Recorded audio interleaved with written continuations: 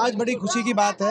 मैं क्षेत्रवासियों को बधाई देता हूँ। बेहद संतुष्टि है इस बात की कि जिस बड़े मन से इस परियोजना को हमने मंजूर कराया था, इसका शिलान्यास कराकर ज़मीन एक्वायर करा के काम शुरू करा दिया था, लेकिन इस सरकार के आने के बाद जिस परियोजना के फाइल को पहले ठंडे बस्ते में पहुंचाने का प्रयास हुआ, अनेकों रुकावटों इस सरकार ने डाली, लेकिन अंततः वो जो हमने जो काम जो शुरू करा के हम गए थे वो आज पूरा हुआ।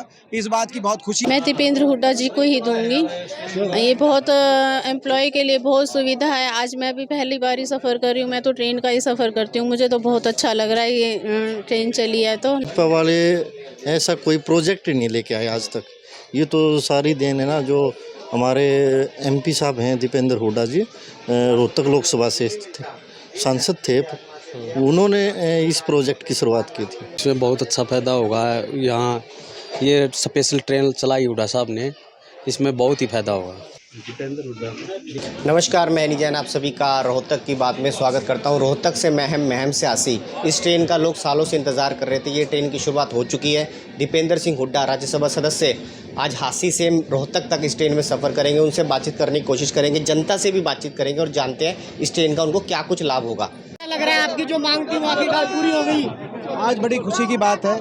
मैं क्षेत्रवासियों को बधाई देता हूँ। बेहद संतुष्टि है इस बात की कि जिस बड़े मन से इस परियोजना को हमने मंजूर कराया था, इसका शिलान्यास कराकर ज़मीन एक्वायर करा के काम शुरू करा दिया था, लेकिन इस सरकार के आने के बाद जिस परियोजना के फाइल को पहले ठंडे बस्ते में पहुंचाने का प्रयास हुआ, अनेकों रुकावटों इस सरकार ने डाली, लेकिन अंततः वो जो हमने जो काम जो शुरू करा के हम गए थे वो आज पूरा हुआ। इस बात की बहुत खुशी है। और इस इलाके के लिए जिस सोच के साथ ये सोच थी कि रोहतक से लेकर ये सिरसा तक का जो कॉरिडोर है, दिल्ली से लेकर सिरसा तक का कॉरिडोर वाया रोहतक, महम, हांसी, हिसार, ये विकास की धुरी बने।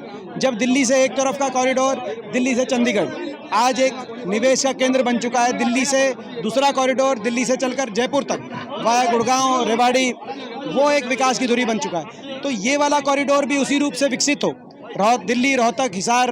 और इसी सोच के साथ मैंने 4 लेन का हाईवे मंजूर कराया था, बहादुरगढ़ तक मेट्रो मंजूर कराई थी, रोहतक महम हांसी रेल की लाइन, ताकि हिसार से सीधा कनेक्टिविटी बने। और इसी सोच के साथ महम में अंतर्राष्ट्रीय एयरपोर्ट और हिसार का डोमेस्टिक एयरपोर्ट मैंने मंजूर कराया था। दुर्भाग्य की बात यह है कि 10 वर्ष की सरकार में जो परियोजनाएं हमारी या तो पूर्ण हो गई थी या जिन पर काम शुरू हो गया था, बमुश्किल वो पूरी हो पाई। प्रतीक इस बात की का इनकी विकासहीन जो सरकार की कार्यशैली है, उसका प्रतीक ये है कि प्रधानमंत्री जी 10 साल के बाद आए। 10 साल छोटा समय नहीं होता, लेकिन प्रधानमंत्री जी आए 10 साल के बाद चुनावी सीजन में, तो हमारे द्वारा आधारशिला रखवाए गए परियोजनाओं का फीता उनको काटने में मजबूर होना पड़ा। क्या कोई एक भी बड़ी परियोजना इस सरकार 10 साल में तैयार नहीं करा सकती थी हरियाणा के किसी कोने में, जिसका फीता प्रधानमंत्री जी से कटवाते?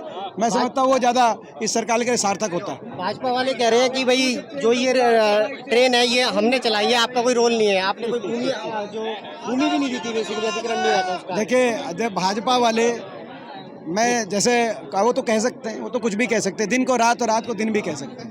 क्या इलाज है?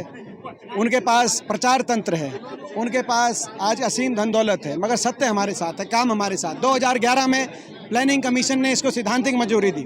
2012 में चौधरी भूपेंद्र सिंह हुड्डा जी ने बतौर हरियाणा के मुख्यमंत्री उस समय ये कहा कि हम 50% इस पे खर्च हरियाणा सरकार देगी। और 2000 जब उन्होंने ये लिखित में दिया, और भूमि अधिग्रहण का पूरा खर्चा हरियाणा सरकार देगी, ये जब उन्होंने लिखित में दिया, तो 2012 के रेल बजट में, जो मैं रेल बजट की स्पीच का वीडियो भी रिलीज़ कर चुका हूँ, जो आप अपने दर्शकों को जरूर दिखाना। रेल बजट में रेल मंत्री ने, दिनेश त्रिवेदी जी ने खड़े होकर कहा कि देश में मात्र 4 रेल की लाइन मंजूर इस साल की जा रही हैं, जिसमें नंबर 1 पर रोहतक महम हांसी रेल की लाइन में मंजूर करते हुए 400 करोड़ का बजट इस रेल लाइन को देने का काम कर रहा हूँ। जब उन्होंने ये कहा तो मैं समझता हूँ कि उसके बाद 2013 में जब हम रेल मंत्री बदल गए और मल्लिकार्जुन खड़गे जी बन गए, तो वो रेल रोड रैली हमने करी हांसी में, और इन दोनों नेशनल हाईवे 4 लेन और रेल की लाइन, क्योंकि इसमें एक सोच के साथ मैंने दोनों मंजूर कराई थी परियोजना, इनका फाउंडेशन स्टोन रखा गया। सेक्शन 4 और 6 हुआ, और सेक्शन 4 और 6 होने के बाद जो है टेंडर का कार्रवाई ये हमारे समय हुई। ये दिनेश त्रिवेदी जी बोल रहे हैं। क्या रेल मंत्री, मैं पूछना चाहता हूँ, इनके भी 10 रेल मंत्री रहे हैं, 10 साल का इनका भी बजट पे, क्या एक बार किसी ने हरियाणा तक का नाम लिया? किसी भी रेल मंत्री ने? कोई वीडियो है ये दिखाएं?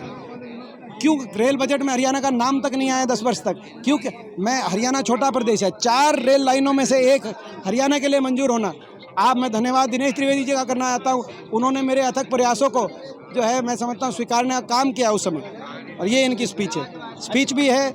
और वो जो बजट डॉक्यूमेंट है वो भी मैंने रिलीज़ किया।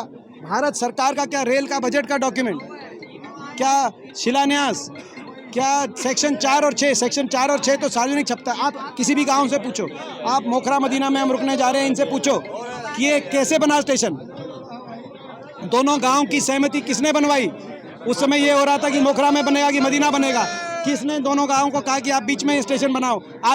अगर ये गांववासी किसी की आत्मा मानती है और ये गांववासी कहें कि वे भाजपा ने किया है, तो मैं स्वीकार करने, इनके हर दावे को स्वीकार करने को तैयार हूँ। लेकिन किसी और की मेहनत और गिरदावरी किसी और की, ये केवल प्रचार तंत्र से आप मीडिया में अपने धन दौलत की ताकत पे सत्य को यूं झुकाने के आप प्रयास करेंगे, वो अच्छा नहीं है। आप काम करते, अगर कोई सार्थक काम, ये कोई बड़ी परियोजना अपने समय की आधारशिला रखी हुई पूरा करा के और 10 साल के बाद एक भी परियोजना का प्रधानमंत्री जी से फीता कटवा के उसको उद्घाटन करते, मैं इनको बधाई देता। मैं इस प्रकार का व्यक्तित्व हूँ। जब अब चुनाव आ चुके हैं तो क्या कुछ प्लानिंग है? अगर आप जीतते तो क्या कुछ करोगे रोहतक के लिए?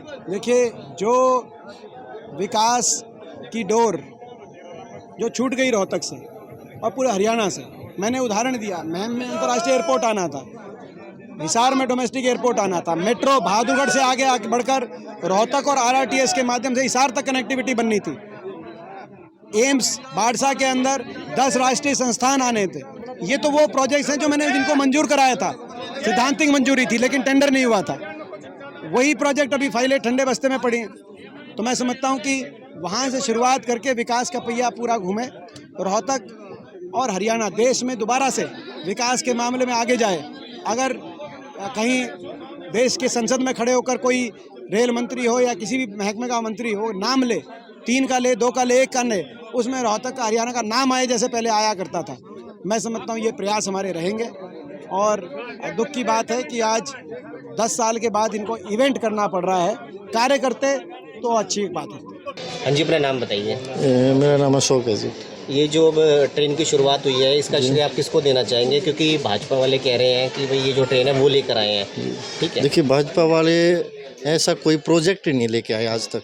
ये तो सारी देन है ना जो हमारे MP साहब हैं दीपेंद्र हुड्डा जी, रोहतक लोकसभा से थे, सांसद थे, उन्होंने इस प्रोजेक्ट की शुरुआत की थी। और हम तो वही पूरा श्रेय उन्हीं को देते हैं, उन्हीं की मेहनत है।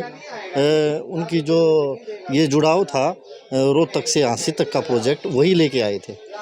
अच्छा, अरविंद शर्मा जी कह रहे हैं कि मैं लेकर आया हूँ, दीपेंद्र हुड्डा जी कह रहे हैं कि मैं लेकर आया हूँ, लेकिन भाजपा वाले ये भी कह रहे थे, शमशेर खरकड़ा जी की बात हो गई कि भाई उन्होंने एक पत्थर तो लगा दिया था जी, लेकिन कुछ भूमि वगैरह दी नहीं गई थी ट्रेन के लिए, वो सब मैंने कराया जगह जगह घूम घूम के। नहीं सर, वो है अरविंद शर्मा तो सर आज तक कोई भी काम नहीं किया अरविंद शर्मा ने। एक भी प्रोजेक्ट का नाम बता दें वो यहाँ तक रोहतक में अपनी जगह।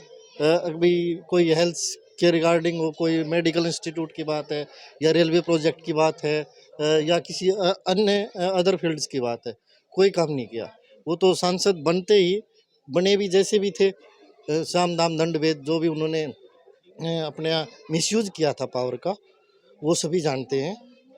लेकिन एक जो लोकप्रियता है सांसद दीपेंद्र हुड्डा की, उन्होंने अपनी ईमानदारी और लगन मेहनत से इस प्रोजेक्ट को लेकर बड़ी मेहनत की थी। हाँ जी, अपना नाम बताइए। मेरा नाम विजय है। अच्छा, आप जिस ट्रेन में बैठे हो उसकी शुरुआत हुई है अभी हाल ही में, तो इसका श्रेय आप किसको देते हो? मैं दीपेंद्र हुड्डा जी को ही दूंगी। ये बहुत एम्प्लॉय के लिए बहुत सुविधा है। आज मैं भी पहली बार ही सफ़र कर रही हूँ, मैं तो ट्रेन का ही सफ़र करती हूँ, मुझे तो बहुत अच्छा लग रहा है। ये ट्रेन चली है तो लोगों को भी फ़ायदा ही होगा। अच्छा, भाजपा वाले कह रहे हैं मैम कि भाई ये जो ट्रेन है हमारे टाइम में चली और हमने चलाई है, दीपेंद्र हुड्डा का इसमें कोई रोल नहीं है, वो झूठ बोल रहे हैं। दीपेंद्र हुड्डा जी का तो पूरा ही रोल है, क्योंकि 2013 में प्रोजेक्ट आया और ये सरकार तो 14 में आई है, तो आप ओबीसी किसका है? तो दीपेंद्र हुड्डा जी को ही जाएगा सारा। हाँ जी, अपना नाम बताइए। मेरा नाम विकास है जी। कहाँ से हो आप? झांसी। अच्छा, झांसी से हो आप। अब ट्रेन में ट्रैवल कर रहे हो, तो ये जो ट्रेन है इससे आपको कितना फ़ायदा होगा? इसमें बहुत अच्छा फ़ायदा होगा। यहाँ ये स्पेशल ट्रेन चलाई हुड्डा साहब ने, इसमें बहुत ही फायदा होगा। अच्छा, इसका जो श्रेय है ट्रेन का किसको जाता है? भाई भाजपा वाले कह रहे हैं कि हमने चलाई है, कांग्रेस वाले कह रहे हैं कि हमने चलाई कांग्रेस वाले ने चलाई। जयपाल कहाँ से हो आप? रोहतक से। रोहतक से। तो जो ट्रेन में आप बैठे हो, इसकी शुरुआत अभी हाल ही में हुई है, तो इसका श्रेय आप किसको देते हो? दीपेंद्र हुड्डा।